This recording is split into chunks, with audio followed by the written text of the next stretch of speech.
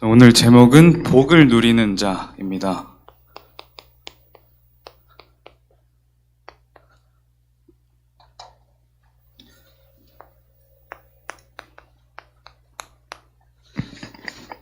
지금 서론에 주보에 이거 좀 마이크 너무 울리는데 좀만 낮춰주세요. 분쟁하는 현장에 복을 누리는 자가 필요합니다. 서론에 그렇게 말씀을 이렇게 써놨는데 이런 말이 있어요. 이제 전도사님이 가끔 동물, 자연 뭐 이런 다큐멘터리 보는 걸 좋아하거든요. 그래서 가끔 보면 그 중에 제일 재밌는 게 이제 사자나 호랑이 이런 거 나오는 그런 맹수 다큐멘터리가 재밌더라고요. 뭐 이렇게 보면 사자나 호랑이는 이제 굉장히 이제 힘이 있고 또 상위 거의 뭐 정점에 있는 포식자다 보니까 두려울 게 잘 없어요. 이런 말이 있습니다. 호랑이는 토끼의 의견을 듣고 밤잠을 설치지 않는다. 그리고 또 이런 말도 있어요. 개들은 막 짖어대지만 호랑이는 짖지 않는다. 호랑이는 자신이 힘이 있다는 것을 알고 있어요. 그래서 작은 것들에 흔들리지 않습니다. 그리고 개들은 막 많이 짖지만 뭐 반가울 때도 짖고 기분 좋을 때도 짖고 하지만 가장 많이 짖을 때가 두려울 때거든요. 개들은 두려울 때는 짖지만 호랑이는 두려움을 모릅니다. 그리고 이 호랑이는 그래서 사실 짖는 법을 몰라요. 시끄럽지 않아요. 침묵합니다. 왜? 자기가 힘이 있는 걸 아니까. 요즘 사회나 정치나 경제 이런 쪽에서 이념 갈등 굉장히 심하죠. 랩런트들도 조금만 관심 가져 알겠지만 막 정치인들도 싸우고 경제인들도 싸우고 힘 다툼하고 그래요. 국가끼리도 지금 굉장히 긴장 관계 속에 있고 뭐 여러 가지 이렇게 자기의 그런 이득 그리고 손해 이런 거에 따라서 움직여집니다. 근데 이런 분쟁은 그런 멀리 있는 것이 아니라 지금 여러분들 가까이에 또 와 있어요. 이념이 점점 이념 분쟁이 심해지는 이 세대 속에서 그런 영향이 여러분들 개개인의 현장 속에 영향을 안 끼칠 수가 없는 거예요. 그런 흐름이 사실은 가까이 와 있죠. 그래서 여러분들이 현장에서 많이 분쟁을 느낄 거예요. 이 분쟁이 어떤 식으로 일어나냐? 좀 색깔이 비슷한 사람들끼리 모이죠. 색깔이 비슷하니까 자기들끼리 마음이 맞는 거예요. 또는 자기의 뭐 어떤 이익 관계에 맞는 거예요. 아무리 뭐 서로 좋은 막 감정을 나누고 자기들이 굉장히 고귀한 만남처럼 말할지라도 보통 이런 경우 많죠. 자기의 이득이 서로 맞는다. 아니면 그냥 뭐 다른 그런 기준 없이 자기 스타일에 맞는 거예요. 그렇게 되다 보니까 그런 사람들끼리 편을 만들고 또 반대편에 또 파가 생기고 이러면서 서로 분쟁하는데 이게 뭐 도움되는 분쟁, 갈등이 아니라 그냥 자기들이 무분별하게 막 자기 것만 주장하는 거예요. 현장은 그렇습니다. 여러분들 학교 현장에는 좀 어떻습니까? 뭐 되게 지식인들만 있는 게 아니라 여러분들 현장에서도 그럴 거예요. 여러분들끼리 마음 맞는 사람, 나랑 마음이 좀 안 맞는 사람, 싸우겠죠. 혹시 랩넌트인데 내가 이러고 있다.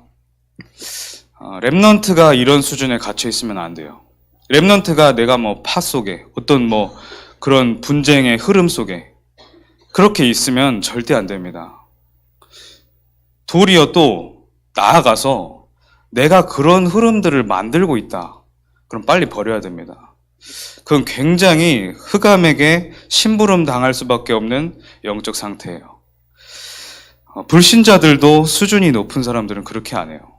랩넌트인데 하물며 그런 사람들까지도 살려야 되는 랩넌트가 그래서는 절대 안 되는 것이죠. 그런 모습과 그런 색깔이 나에게 남아있다. 빨리 버리고 치유받고 갱신되어야 돼요. 반드시 여러분 흘려듣지 마시고 제대로 나의 것으로 갖추시기 바랍니다. 하나님께 쓰임받는 그릇이 되어야 되는 거예요. 여러분들이 지금 당장 어떻게 내가 원하는 것을 얻고 그런 게 아니라 내가 하나님이 나를 사용하실 수밖에 없도록 말씀으로 나를 비춰보고 갱신되어야 되는 거예요. 나랑 좀 안 맞더라도 말씀이 나를 치유하시도록 말씀에 맞는 방향으로 나를 자꾸 세워나가야 되는 겁니다. 그래서 이런 분쟁들이 많아요. 이번 한 주 동안 한번 봐보세요. 근데 분쟁 속에서 여러분들이 어떤 모습을 봐야 되냐? 막 서로 맞는 얘기 가지고 싸운단 말이에요. 근데 여러분들은 뭐 둘 다 맞겠죠. 일리가 다 있겠죠. 근데 그런 수준이 아니라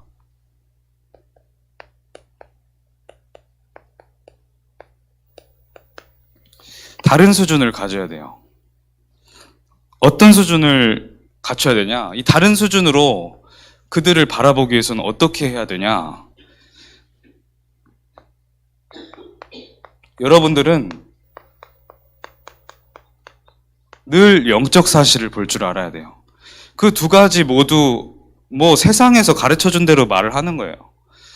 그러나 영적인 사실을 가지고 제대로 그 속을 정말 영적인 핵심을 바로 보는 사람들이 없다는 거예요. 하나님은 이런 자를 찾고 계시는 거죠. 그래서 영적 사실을 보는데 여러분 현장 속에서 또 그런 특별한 그 분쟁 속에서 어떤 식으로 확인해야 되냐? 이 세상이 지금 그렇게 내 앞에 갈등이 펼쳐지고 있는데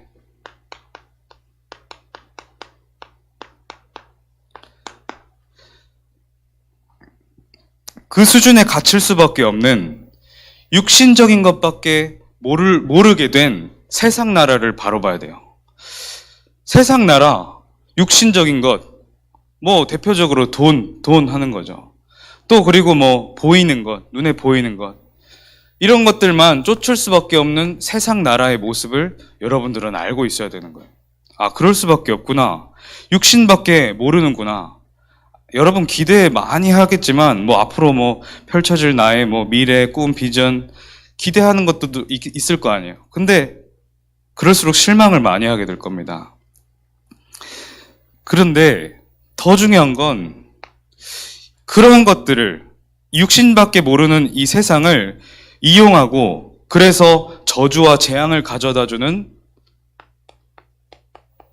그 깊은 속에 있는 사탄 나라. 이 배후에는 사탄, 흑암 세력이 있는 거예요. 이것을 계속 이용하고 또 이렇게 될 수밖에 없는 원인을 제공하고 또 여기서 빠져나갈 수 없도록 사탄은 계속 쥐고 있어요. 그러니까 사람들이 자기도 안 되는 거예요. 자기가 지금 붙잡고 있는, 집착하고 있는 그것에서 빠져나올 수 없는 거예요. 사단에게 걸려 있으니까. 그런데 여러분들이 반드시 봐야 될 것, 이런 현장, 이런 나라를 하나님께서 우리에게 그런 나라와 그런 현장을 살리도록 미션을 주셨는데 그게 바로 하나님 나라인 거예요. 여러분들은 어떤 현장을 가서라도 하나님 나라를 이루는 주역이 되셔야 돼요.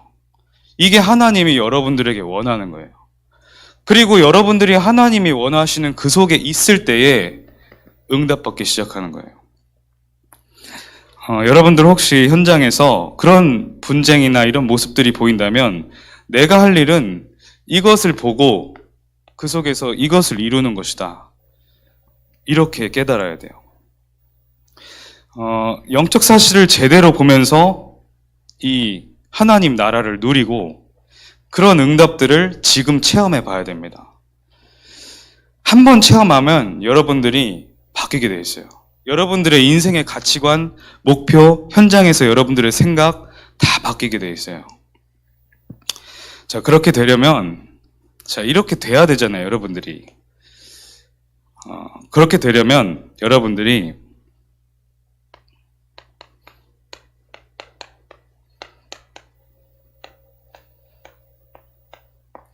표현이 좀 웃긴데 영적인 호랑이가 돼야 됩니다.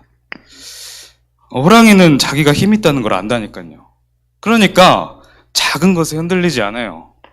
세상이 말하는 거짓말에 눈 하나 깜빡하지 않아요. 그 밤잠을 설치는 토끼나 이런 세상에 거짓말을 하는 그런 자기 이득밖에 모르는 작은 것들, 거기서 흔들리지 않는 거죠. 그리고 두렵다고 짖지도 않고요. 그래서 여러분들이 영적인 호랑이가 돼서 현장을 살려야 되는 거예요. 영적인 힘을 갖춰야 돼요. 그러려면 어떻게 되냐?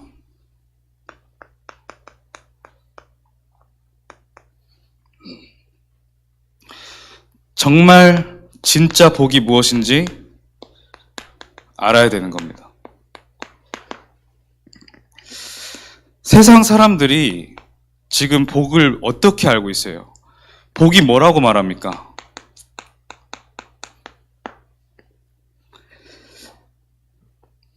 여러분들 다 알잖아요. 친구랑 얘기해봐도 아니면은 가까운 불신자의 어른들 얘기 들어봐도 돈이 최고라고 말해요. 돈을 많이 벌어야 된다고 말해요. 돈이 나에게 있어야 된다고 말해요. 돈, 여러분들은 어떻게 생각합니까? 돈이 정말 최고의 축복입니까? 여러분들의 인생의 전체에 있어서 최고 축복인가요? 내가 말로는 아니라고 할 수 있어요. 돈은 아니지. 그래도 더 가치 있는 것이 있고, 그러겠지. 그렇게 배워왔고, 또 그렇게 말을 할 수 있고, 또 포장을 할 수 있겠죠. 그런데 정작 우리의 내면 속에는 이게 깊이 뿌리 내려져 있습니다.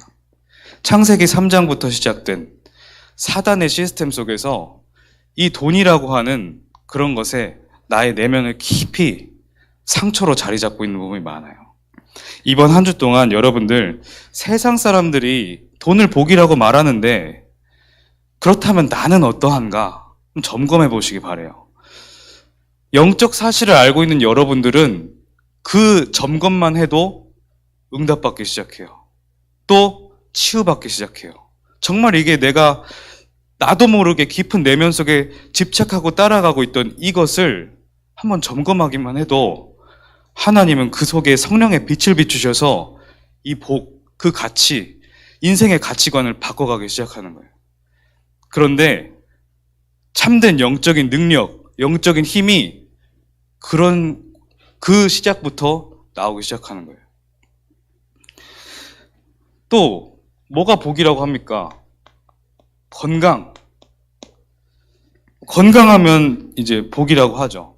건강이 최고라고 사람들은 말합니다.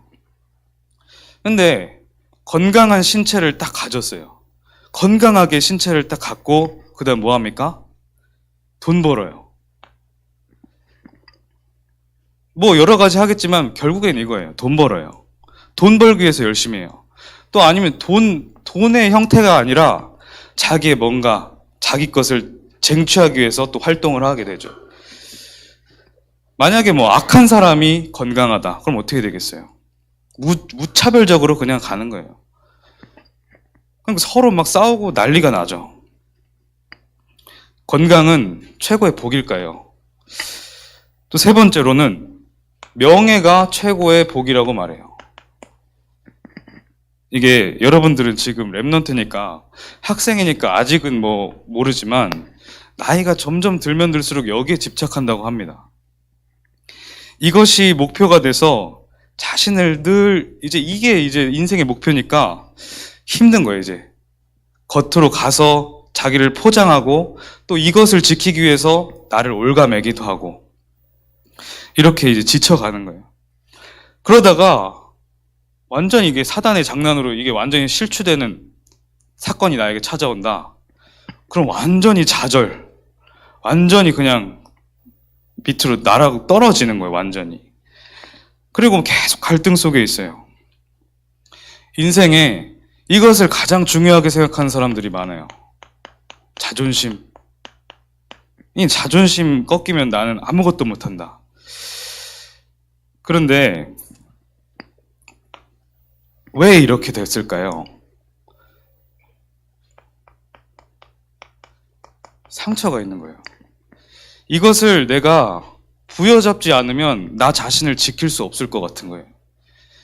내 내면 속에 이게 우상이 될 수밖에 없었던 어떤 나의 과거, 그것을 넘어서 나의 가문, 이렇게 왔던 어떤 상처가 있는 거예요.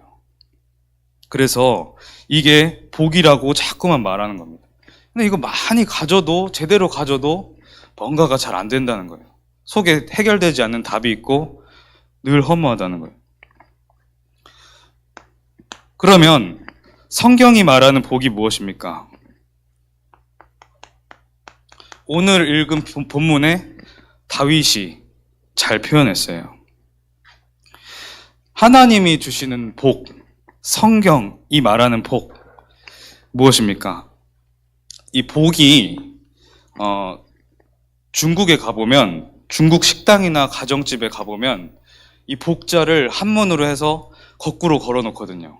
그 왜 그러냐? 복이 위에서 내려지도록, 하늘에서 복이 떨어지도록, 그래서 복자를 거꾸로 매달아놔요. 그 사람들도 복이 하늘에서 와야 된다는 것을 아는 거예요.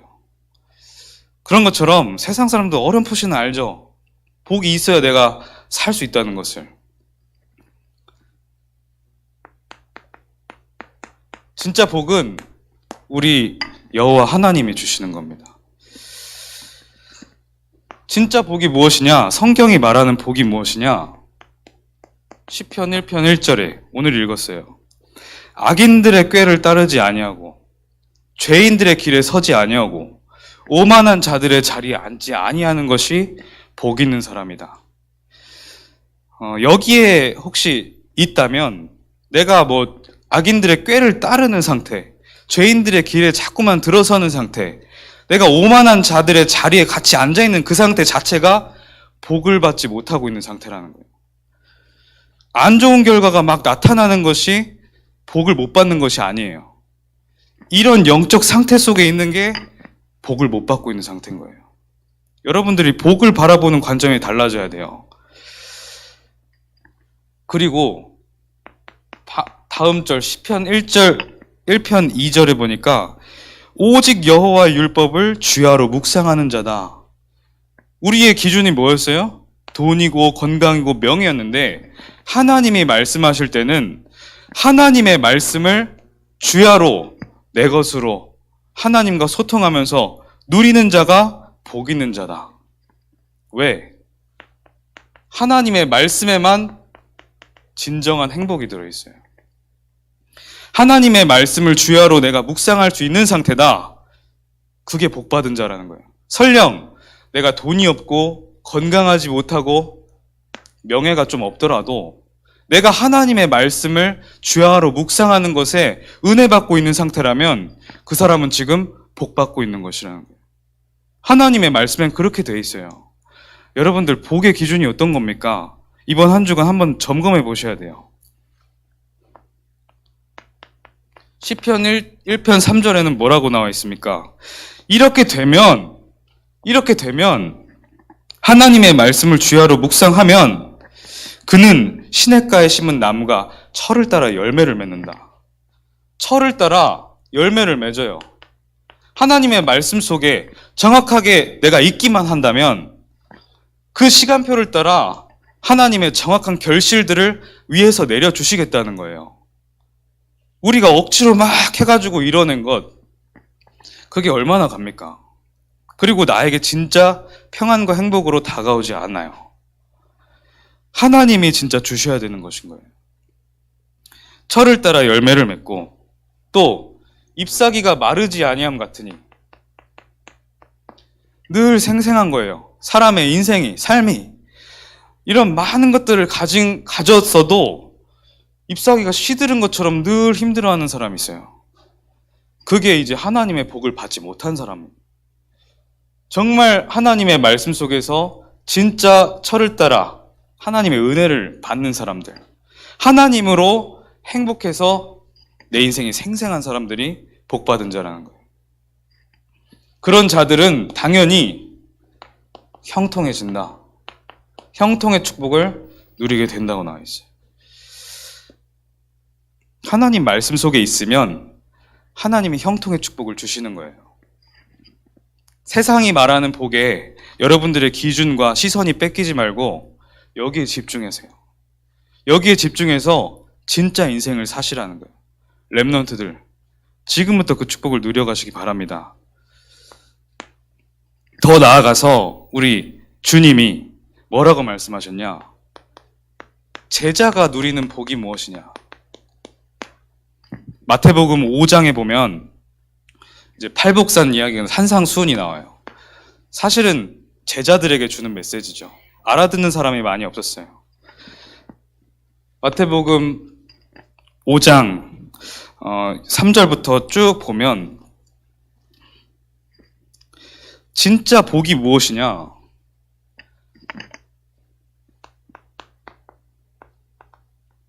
심령이 가난한 자다. 세상 사람들이 보통 세상의 물질, 세상이 지금 말하고 있고 집착하는 이 복이 없어서 자기는 가난하다고 느껴요. 돈이 없어서 내가 가난하다고 느껴요. 내 건강이 없어서 좀 가난하다고 느끼는 거예요. 그런데 심령이 가난한 자는 뭐냐? 그것도 필요하겠지만 나에게 그게 중요한 게 아니다. 내 지금 심중에 영적으로 굉장히 갈급하다. 영적인 해답을 찾고 싶은 거예요. 이게 복 있는 자라 그랬어요. 정말 하나님의 은혜를 받고 하나님의 복음 속에 영적인 갈급함을 계속 느끼고 복음을 누리길 원하는 그런 자가 복 있는 자다. 이 사람에게 천국의 축복이 임한다는 거예요. 두 번째로 애통하는 자다. 이 애통하다는 이 원어를 찾아보면 뭐 자기의 야망을 이루지 못해서 원통하다, 애통하다 그게 아니에요. 자신에 대해서 몹시 슬퍼하다 또는 누군가를 애도하다 이런 뜻이거든요. 정말 내가 복음 속으로 깊이 들어가지 못하고 복음화되지 못하고 내가 정말 복음으로 담나지 못하는 끊임없이 영적인 그 갈급함 속에서 그렇게 되지 못하는 자신에 대해서 슬퍼하는 거예요. 그리고 상대방이 복음을 깨닫지 못하고 복음을 알아듣지 못하는 그 부분에 대해서 내가 현장에 정말 이 복음을 제대로 전달하지 못하는 그 부분에 대해서 애통하는 그것을 말하는 거예요. 그 애통하는 자에게 참된 위로가 찾아올 것이다. 세 번째는 온유한 자. 온유라는 뜻이 뭐냐? 그냥 뭐 지식 사전에 쳐보면 온화한 성격, 뭐 그런 부드러운 성격 이렇게 나오는데 정확하게 해석하면 자기의 주장, 자기의 것, 자기의 뭔가 자기 것 이것을 내려놓고 하나님 앞에 순종하는 자를 온유한 자라고 말해요. 그런 자가 땅을 기업으로 받게 된다는 거예요. 내 거를 막 주장하고 내 거를 지키고 내 걸로 만들려는 사람에게 땅을 기업으로 주시는 게 아니라 하나님께 순종하는 자에게 하나님이 예비하신 그것을 기업으로 주신다는 거예요. 네 번째로는 의에 줄이고 목마른 자. 이 의는 뭡니까? 여러분 잘 알고 있는 것처럼 복음이에요. 의에 줄이고 목마른 자는 배부를 것이다. 이 뜻이 뭐냐? 정말 복음을 붙잡고 복음에 갈급한 자들, 복음을 내 것으로 만들고 싶은 자들에게 진정한 만족이 찾아올 것이다. 사람은 만족이 없거든요. 무엇을 가져도 만족하지 못해요. 좋은 것을 갖고 있어도 만족을 얻지 못해요. 정말 복음을 누리려고 하는 자에게 참된 만족의 응답이 찾아올 것이다. 다섯 번째는 긍휼히 여기는 자가 복이 있다. 지금 분쟁을 왜 합니까? 긍휼히 여기는 자가 한 명도 없어요. 상대방을 수용하려고 하는 자가 없어요. 긍휼히 여기는 자, 긍휼 무슨 뜻이냐? 동정할 수 있는 자, 또 조금 불쌍히 여기는 자, 자비로운 자. 정말 그 사람이 복음을 몰라서 이렇게 됐구나. 그리고 나 자신을 볼 때도 내가 정말 복음에 깊이 뿌리 내리지 못해서 내가 어쩔 수 없는 한계 속에 있구나. 나와 상대방을 볼 때 복음의 눈으로 긍휼히 바라볼 수 있는 자가 진짜 하나님이 주시는 그 긍휼을 누리게 된다는, 그 긍휼을 얻게 된다는 거예요. 하나님의 긍휼하심을, 긍휼히 여김을 받을 것이다. 여섯 번째는 마음이 청결한 자.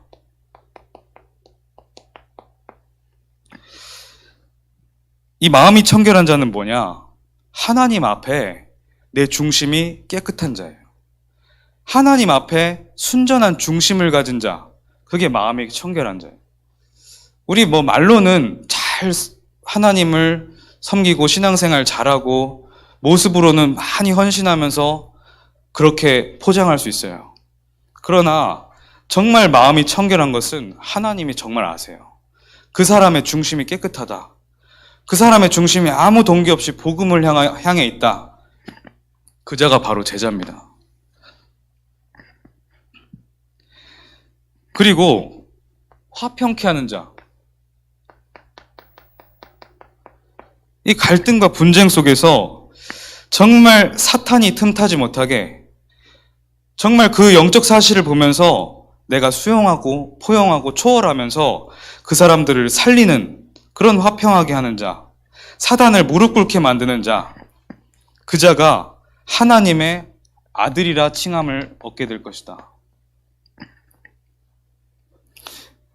그리고 마지막으로 의를 위하여 박해받는 자들. 정말 내가 진짜 복음을 갖고 있다. 그런 핍박이 오게 돼 있어요. 왜냐? 세상을 사단이 주관하게 돼버렸어요. 창세기 3장 이후로. 그러면 그런 자들을 사단은 가만히 두려고 하지 않겠죠. 계속 공격할 거예요. 자기의 아직 부족한 부분, 아직 치유되지 않은 상처의 그 부분을 막 노릴 거예요. 그리고 사람들로부터 막 핍박하겠죠. 그때 여러분들이 땅의 것이 아닌 정말 하나님의 것을 누리면서 내가 영적인 파워를 갖고 있는 거예요. 내가 영적인 파워가 조금 없고 내 신분은 이런데 그럴 때 조금 이제 흔들리게 되죠. 그래서 여러분들이 영적인 힘을 갖춰야 된다는 거예요. 지금 이런 8가지 복을 예수님이 말씀하셨는데 이때 당시에 바리새인들 뿐만 아니라 온 세상 사람들, 그런 사람들이 생각하고 기준 삼고 주장하던 복과는 완전히 반대되는 복인 거예요.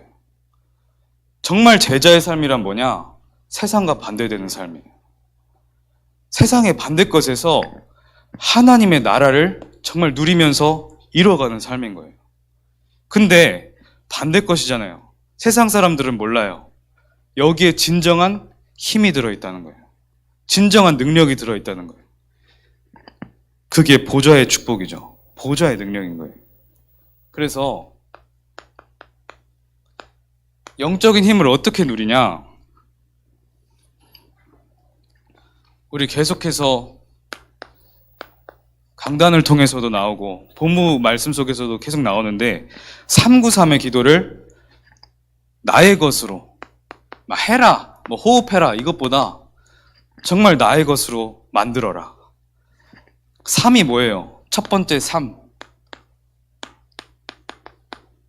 성삼위 하나님을 정말 믿고 찬양하고 성삼위 하나님을 의지하는 거예요.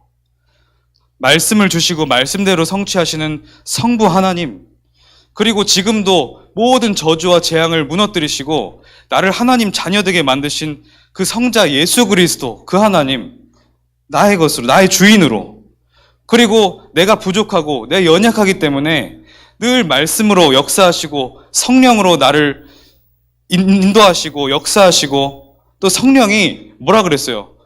어떻게 기도할지도 모르는 나 자신을 위해서 대신해서 나를 위해 계속 기도하고 계신다 그랬어요. 그 성삼위 하나님을 믿고 의지하고 누리는 거예요. 그러면 우리가 늘 기도하잖아요. 오력의 축복을 달라 이러면 오력이 나타나요. 5가지 힘이 뭐냐? 처음에 영력.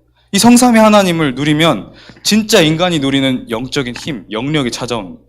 그 속에서 모든 것이 찾아오는데 진짜 지력. 그 속에서 체력. 그 속에서 따라오는 게 뭐예요? 경제력. 그리고 진짜 만남의 축복, 인력까지 오력이 찾아오기 시작하는 거예요. 구는 뭡니까? 구는 우리가 하나님의 형상을 회복했어요. 예수 그리스도를 믿음으로 말미암아 하나님의 형상, 하나님의 자녀의 모습을 완전히 회복했어요. 그래서 우리는 하나님께 말씀을 받을 수 있어요. 여러분들이 밥 먹고 친구들 만나고 좀 잘 운동하고 그것도 필요하겠지만 그게 진정한 생기가 아니에요. 정말 인간에게는 하나님의 말씀이 생기입니다. 하나님의 말씀으로 계속해서 생기 있게. 그냥 나무가 살아가면 뭐 하겠습니까? 잎사귀가 마른 채로 그냥 생명만 있으면 보기도 싫고 힘도 없고 정말 말씀의 생기. 그리고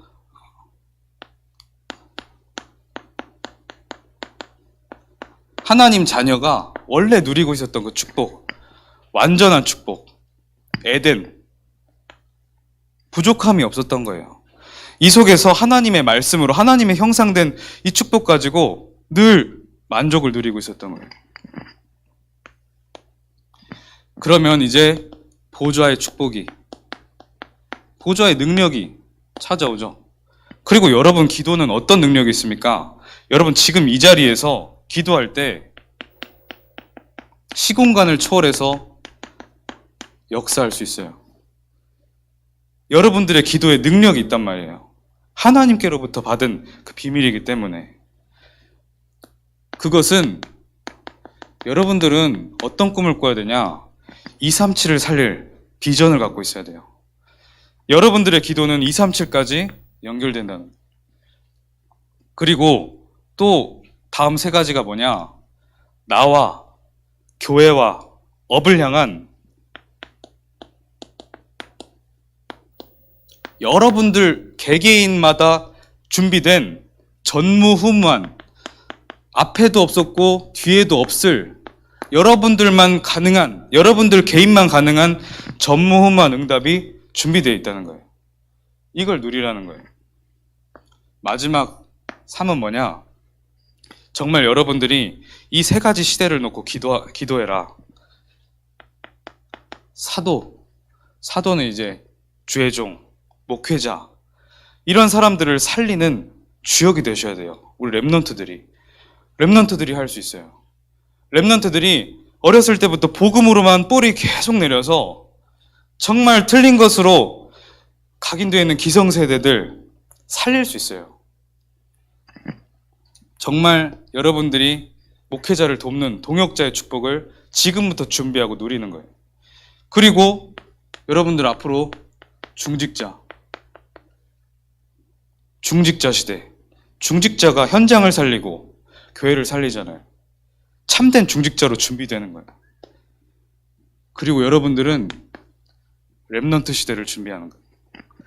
이제 4차 산업혁명 시대가 지나고 5차 산업혁명이 완전히 이제 빠른 속도로 오고 있는데 더 영육 간에 고통받고 병들고 그런 시대에 찾아왔습니다. 더 심해질 거고. 그 후대들이 복음으로만 각인된 후대들의 기회의 시대, 기회의 땅인 거예요.